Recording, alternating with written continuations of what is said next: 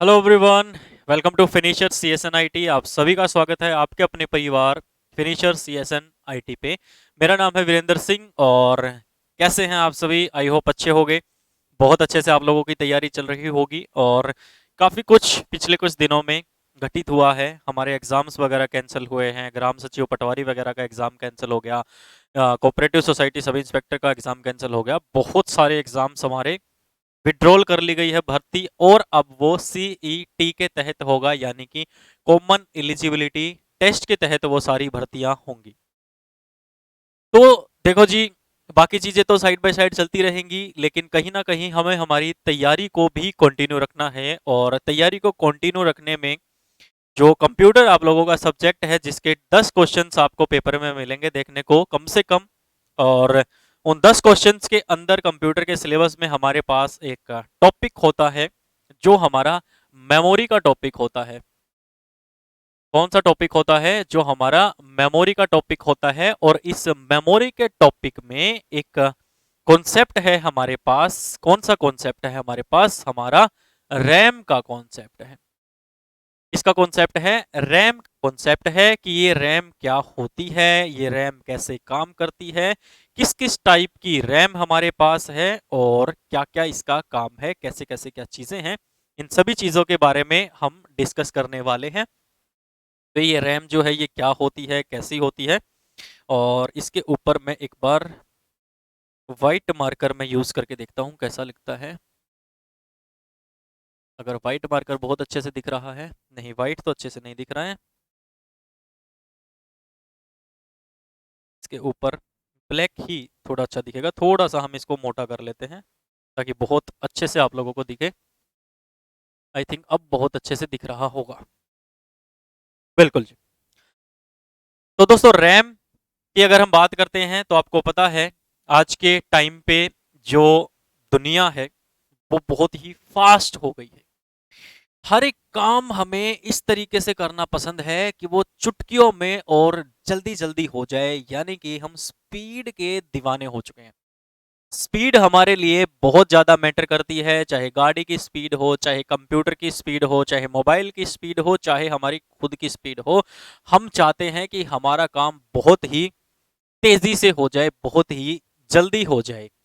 तो इसी संदर्भ में हमारे पास एक कॉन्सेप्ट होता है जिसको हम रैम के नाम से जानते हैं, जो स्पीड के लिए जानी जाती है। रैम किसके लिए जानी जाती है? रैम हमारी स्पीड के लिए जानी जाती है। जल्दी जल्दी काम करने के लिए रैम हमारी जानी जाती है। जैसे हम एक एग्जाम्पल लेते हैं, रियल वर्ल्ड एग्जाम्पल लेते हैं, रियल लाइफ एग्जाम्पल, उसके माध्यम से हम समझने की कोशिश करते हैं कि रैम जो होती है वो क्या करती है। मान लीजिए आप एक ऑफिस में काम करते हैं और ऑफिस में दो कमरे हैं, एक कमरा ये है और एक कमरा ये है। आप जो हैं वो इस कमरे में बैठ के काम कर रहे हैं। ये आपका टेबल है, इस टेबल के ऊपर बैठ के आप काम कर रहे हैं।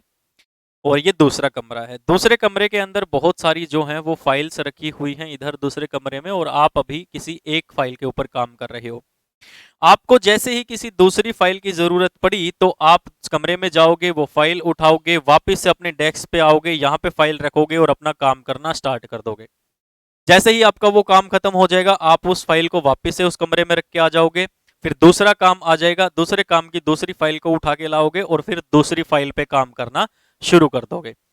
ये आराम से सब कुछ चलता रहेगा, लेकिन जैसे ही आपके पास एकदम से बहुत सारा काम आ जाएगा, बहुत सारे प्रोजेक्ट्स आपके पास आ गए, बहुत सारी फाइल्स की आवश्यकता हो गई, तो आपको क्या करना पड़ेगा? आपको अगर इन सभी फाइल्स के साथ एक साथ काम करना पड़ गया तो आप क्या करोगे? तो आपको ये सारी फाइल्स रखने के लिए अलग अलग डेस्क की जरूरत भी पड़ेगी। आपको बार बार आना, यानी कि आप क्या हो जाओगे? आप हैंग हो जाओगे, आप परेशान हो जाओगे और आप काम नहीं कर पाओगे। इसी तरीके से हमारे सिस्टम के अंदर हमारी रैम काम करती है। आप अपने सिस्टम के अंदर कोई भी एप्लीकेशन इंस्टॉल करते हैं इंटरनेट की मदद से, ठीक है? हम मान लीजिए ये आपका मोबाइल या कंप्यूटर मान लीजिए, ये कोई भी आपकी एप्लीकेशन है। जैसे मान लीजिए व्हाट्सएप आप लोगों की एप्लीकेशन है, आपने व्हाट्सएप को इंस्टॉल किया, तो जो एप्लीकेशन हमारे डिवाइस में इंस्टॉल होती है वो पहले हमारी इंटरनल मेमोरी में इंस्टॉल होती है।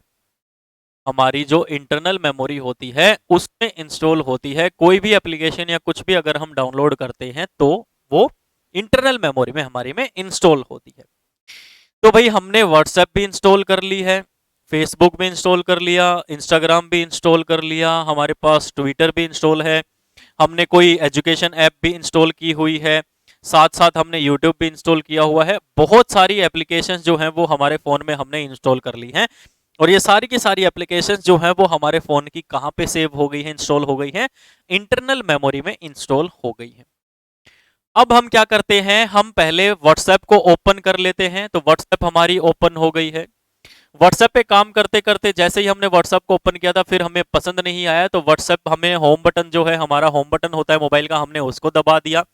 फिर हमने फेसबुक के ऊपर टाइम पास करना शुरू किया, फिर इंस्टाग्राम पे टाइम पास करना शुरू किया, फिर यूट्यूब पे टाइम पास शुरू किया। थोड़ी थोड़ी देर में हम हर एप्लीकेशन को चलाते गए और फिर होम बटन दबा के उसको बंद करते गए।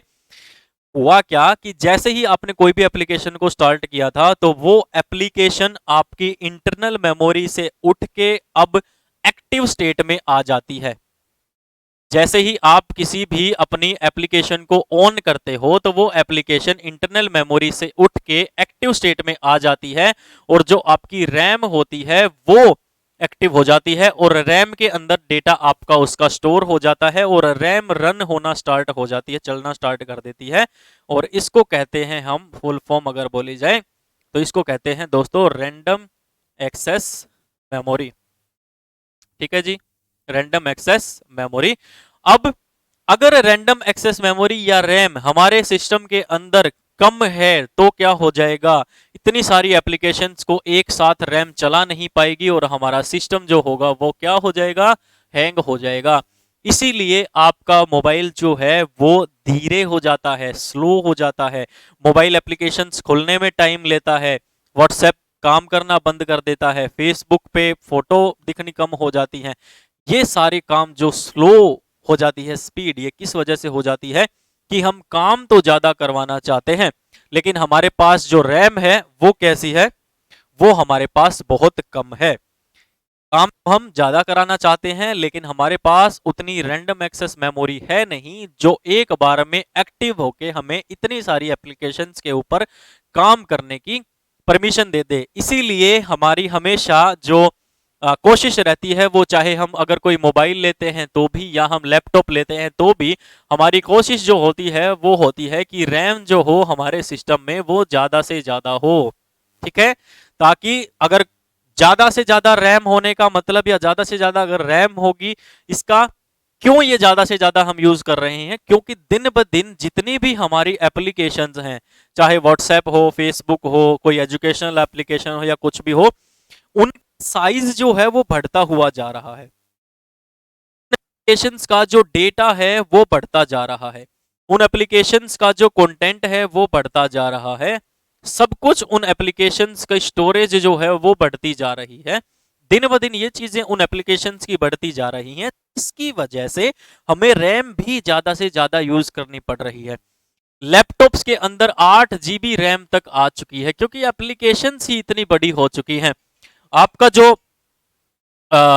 ऑपरेटिंग सिस्टम है उसका साइज बढ़ना स्टार्ट हो गया है। Operating system Windows 11 operating system हमारे पास आ चुका है।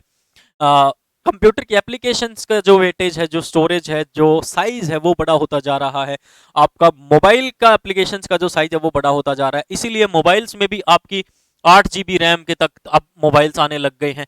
4 GB रैम तो आपकी अब काम करना ही बंद कर रही है धीरे धीरे, और 2 GB का तो टाइम ही जा चुका है। गेम्स इतने तगड़े तगड़े आ गए हैं, पबजी वगैरह के गेम आ गए हैं, तो इसलिए रैंडम एक्सेस मेमोरी की जरूरत बहुत ज्यादा होती है। अब होता क्या है कि ये है हमारी इंटरनल मेमोरी, ये है हमारी इंटरनल मेमोरी। इंटरनल मेमोरी को हम दूसरे किस नाम से जानते हैं, मेन मेमोरी के नाम से जानते हैं। ये तो हो गई हमारी मेन मेमोरी। ठीक है, ये तो हो गई हमारी मेन मेमोरी, और मेन मेमोरी के इधर मान लीजिए, इधर मैं कहीं पे रख देता हूं हमारी रैम को। ठीक है, इधर हम रख देते हैं हमारे सीपीयू को। जैसे ही आपने कोई भी एप्लीकेशन को ऑन किया, जैसे ही आपने कोई भी काम करना शुरू किया तो आपकी इंटरनल मेमोरी से वो एप्लीकेशन उठ के कहां पे चली गई, रैम के पास चली गई। यानी कि अब रैम आपके इंस्ट्रक्शंस को फॉलो कर रही है और उस एप्लीकेशन को रन करने में आपकी हेल्प कर रही है। और रैम से इंस्ट्रक्शंस किसके पास जाएंगे, सीपीयू के पास जाएंगे। क्यों? क्योंकि सीपीयू क्या है, हमारा प्रोसेसर है। सीपीयू क्या है, प्रोसेसर है। ये प्रोसेसिंग करेगा आपके इंस्ट्रक्शंस की और प्रोसेसिंग करके फिर हमें क्या मिलेगा, आउटपुट मिलेगा। तो रैम से सीपीयू को बार बार इंस्ट्रक्शंस की जरूरत पड़ती है, बार बार रैम से निर्देशों की जरूरत किसको पड़ती है, सीपीयू को पड़ती है, ताकि वो प्रोसेसिंग कर पाए और हमारा काम जो जल्दी जल्दी हो सके। यहीं पे हमें बार बार यूज होने वाले जो इंस्ट्रक्शंस हैं उनकी वजह से हमें यहाँ पे किस मेमोरी की जरूरत पड़ती है, कैशे मेमोरी की जरूरत भी पड़ती है। कंटिन्यू यूज होने वाले इंस्ट्रक्शंस को यूज करता है हमारा कैशे मेमोरी, इसलिए यहाँ पे बीच में क्या होती है, हमारे पास कैशे मेमोरी होती है।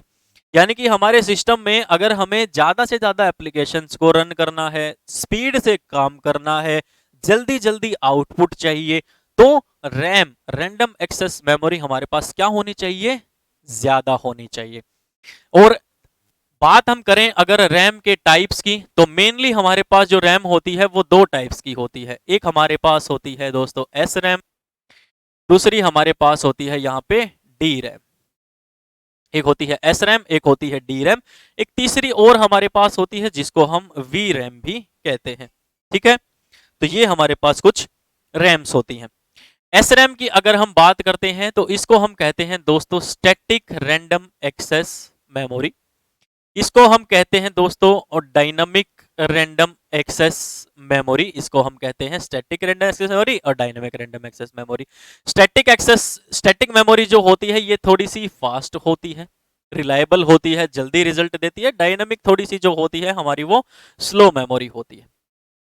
वी रैम की अगर हम बात करते हैं तो ये हमारी होती है वीडियो रैंडम एक्सेस मेमोरी। यानी कि जो भी आपका इमेज का डेटा है, वीडियो का डेटा है, उस डेटा को स्टोर करने में और आउटपुट देने में जो हमारे सिस्टम की हेल्प करती है, वो कौन सी हेल्प करती है, हमारी वीडियो रैंडम एक्सेस मेमोरी हमारी हेल्प करती है। ठीक है जी।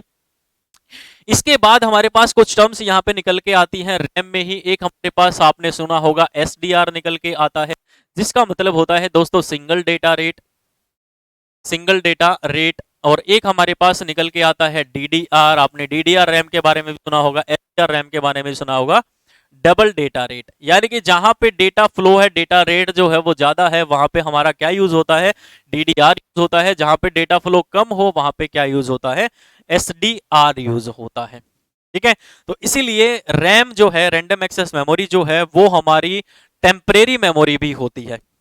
टेम्परेरी मेमोरी होने का मतलब क्या होता है कि आपकी जो इंटरनल मेमोरी थी वहां से एप्लीकेशन उठ के किसके अंदर आ गई है, रैम के अंदर आ गई है। अब रैम जो है वो चालू हो गई है। रैम जो है वो वोलेटाइल मेमोरी है, टेम्परेरी मेमोरी है। यानी कि जैसे ही पावर ऑफ हो जाती है हमारे सिस्टम की, हमारा सिस्टम अगर बंद हो जाता है तो रैम के अंदर चल रहे इंस्ट्रक्शंस क्या हो जाते हैं, डेटा क्या हो जाता है, लॉस्ट हो जाता है। इसीलिए मान लो आप लोगों ने पबजी गेम जो है वो चालू किया हुआ है, पबजी आप लोग खेल रहे हैं, तो पबजी एप्लीकेशन रन हो पा रही है, तो वो किस वजह से रन हो पा रही, क्योंकि अब वो आपकी रैम के अंदर है, इंटरनल मेमोरी से उठ के आ गई है। अचानक से आपका मोबाइल बंद हो गया, दोबारा से जब आपने मोबाइल को ऑन किया तो आपका गेम वहां से स्टार्ट नहीं होगा जहां पे आपने छोड़ा था। अब वो गेम आपको शुरुआत से स्टार्ट करना पड़ेगा। क्यों? क्योंकि रैम के अंदर का सारा डेटा क्या हो जाता है, लॉस हो जाता है, क्योंकि रैम क्या है, एक टेम्परेरी मेमोरी है। इसीलिए बोलते हैं कि पावर ऑफ डेटा लॉस, जैसे ही पावर गई डेटा लॉस हो गया, वो किस मेमोरी के अंदर हो पाता है, रैम, रैंडम एक्सेस मेमोरी के अंदर हो पाता है।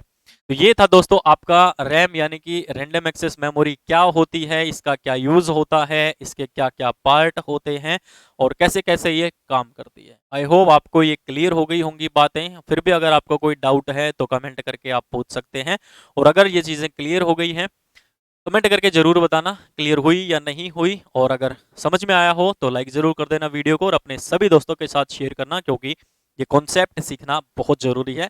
इससे जुड़े क्वेश्चंस आपको एग्जाम में देखने को हमेशा ही हमेशा मिलते हैं। तो thank you so much video को देखने के लिए, क्लास को देखने के लिए, and take care, bye bye. अपना ध्यान रखिए, अपने परिवार का ध्यान रखिए। चैनल को सब्सक्राइब करके वीडियो को शेयर जरूर कर देना। जय हिंद, जय भारत।